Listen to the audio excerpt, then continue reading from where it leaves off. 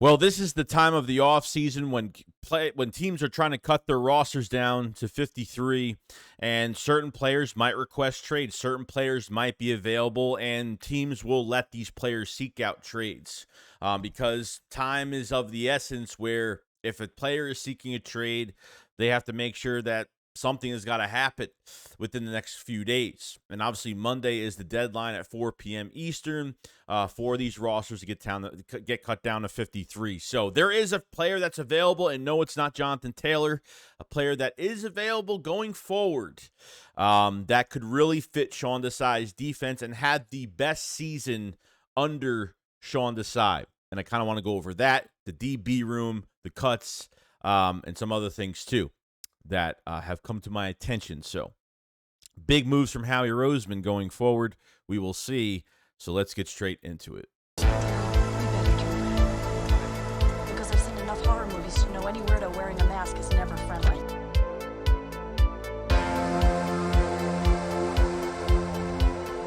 Yo, what is going on, guys? I hope everyone's having a fantastic day today. So I want to go over, obviously, players that could be available for the Philadelphia Eagles. One is seeking a trade right now, and that is Trevis Gipson of the Chicago Bears. Now, so far, and even preseason, this preseason, he's had two sacks already. He had a forced fumble as well, which is great. So he's really put on a good show this preseason.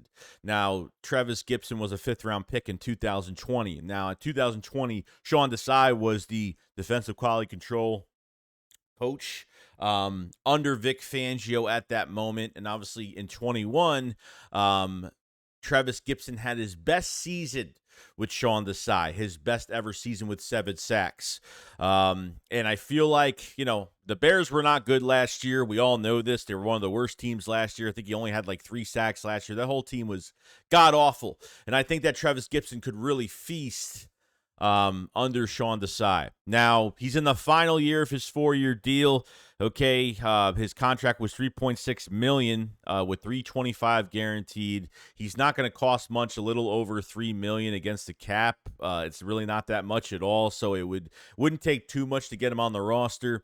But this could be a player that the Eagles could have interest in. Now, he's played outside linebacker mostly. In a 3-4 scheme, he's played outside linebacker for Sean Desai in 21.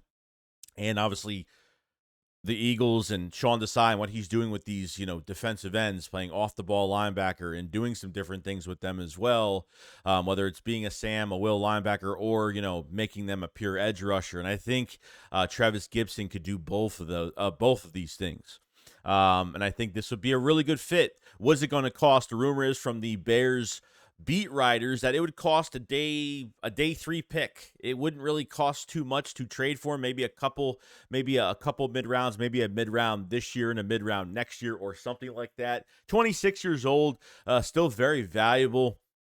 And Sean Desai could have heavy interest in this player. And like I said, his best season came in 2021 when Sean Desai was the defensive coordinator. I mean, they were top 10 against the pass, top 5 in sacks. They were bottom 10 against the run, but we know that Sean Desai is the master at creating ways to get pressure on quarterbacks, and Trevis Gipson would definitely be in that market for the Philadelphia Eagles, and I think this would be a fantastic move, something they should really jump on, because really going into next year, you could potentially lose Brandon Graham. You could potentially lose Derek Barnett, which most likely he will leave.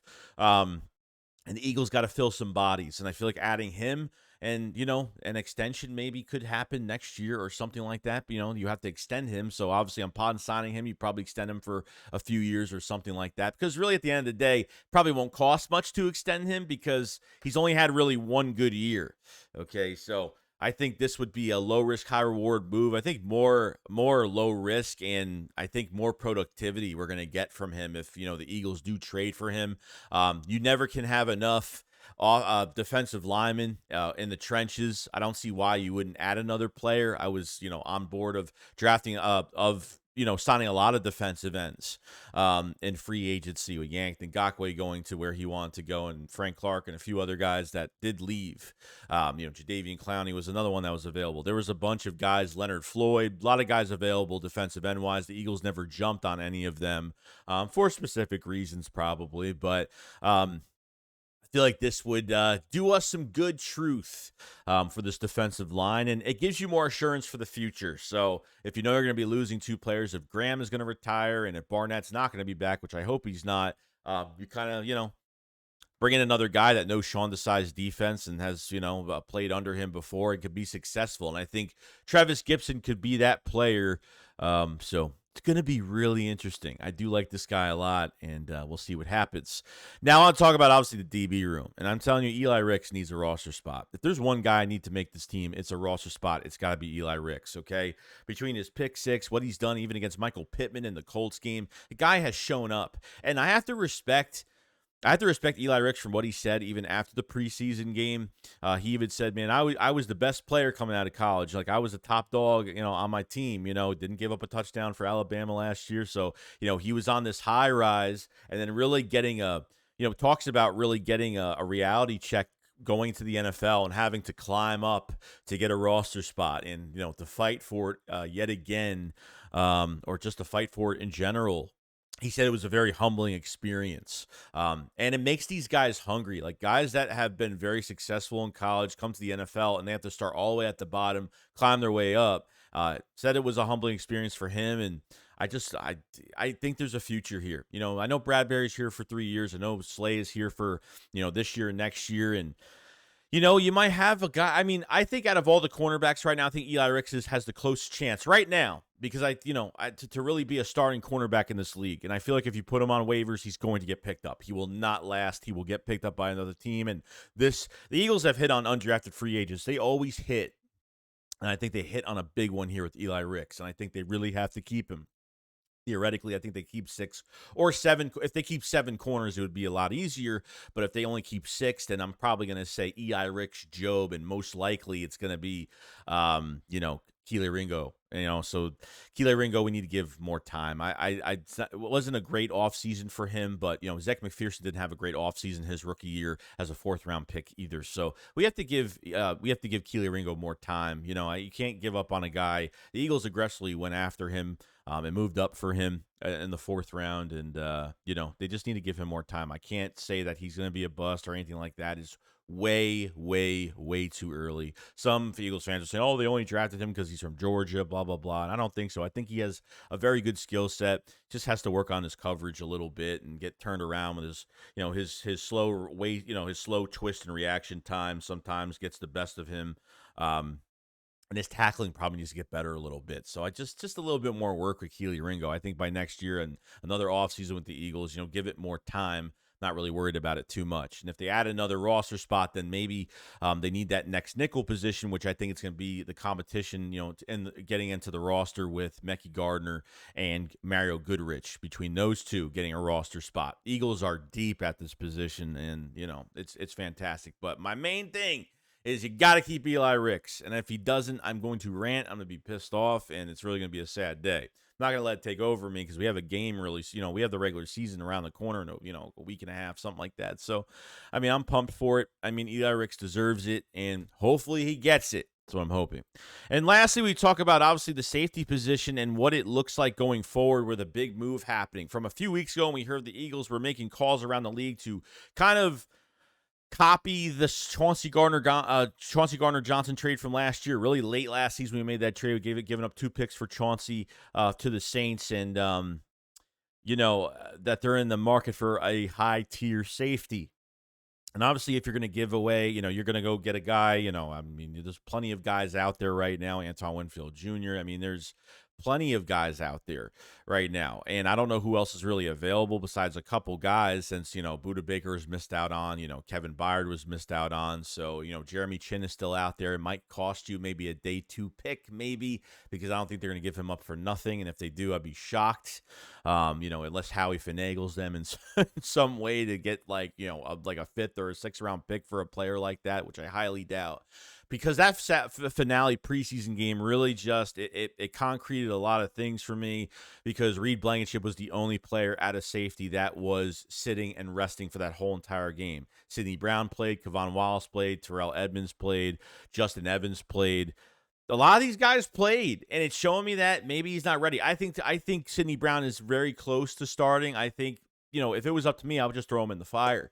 this season, because sometimes that's how players learn. And I think, that's a great way for him to just start playing and do it. I think he's gotten some valuable reps. I think Sidney Brown has really moved up this roster nicely. And I think there's a big future with him with the Philadelphia Eagles. And Kevon Wallace has had a strong camp. Terrell Edmonds, not so much, which was the plan B option for Chauncey Gardner after he didn't sign long-term with us. And, Justin Evans is just a vet that could play, a little bit of special teams, and not really much there with him. But hoping there's going to be a move here. I feel like there will be, just because of the way they treated this last preseason game with all these safeties besides Reed, Blankenship. It's the only thing I'm really saying, about it. We heard rumors a few weeks ago. We're going to wait and see. Howie Roseman's never done. I mean, if there's really the positions I'm worried about going forward that they really need to, increase productivity or maybe get some new players in that position, it's really Aaron Sipos at punter, and I don't even care about linebacker as much right now. If it was like a couple weeks ago, I was worried about linebacker more than safety. Now I feel a lot more comfortable with safety now with Zach Cunningham into the mix, and he didn't play, and Nakobe Dean didn't play. So now with safety, they're just throwing in guys left and right in that last preseason game, and it's making me feel like they're not comfortable with the safety room right now besides Reed Blankenship, and a trade could be coming real soon. So I would keep my eyes open for that as much as possible. And that's pretty much it. That's some news for today. Waiting on more cuts for the Philadelphia Eagles. The cuts are going to get tougher and tougher by the minute, by the hour, by the day. We're going to be looking out for a lot of this. And obviously, as the cuts are happening, I will make a recap video at the end of the day to talk about the cuts as well. This way, I'm not making 20 million videos in one day, which would probably be annoying to everybody. So if you guys haven't, if you lasted this long, make sure you subscribe to the channel. Make sure you like the video as well for more Eagles content every day. And as training camp cuts or cuts in general to the 53-man roster keep going. So you guys have a fantastic day, and I'll see you on the next one. Shakes, what up, follow side. Peace out, guys. Peace.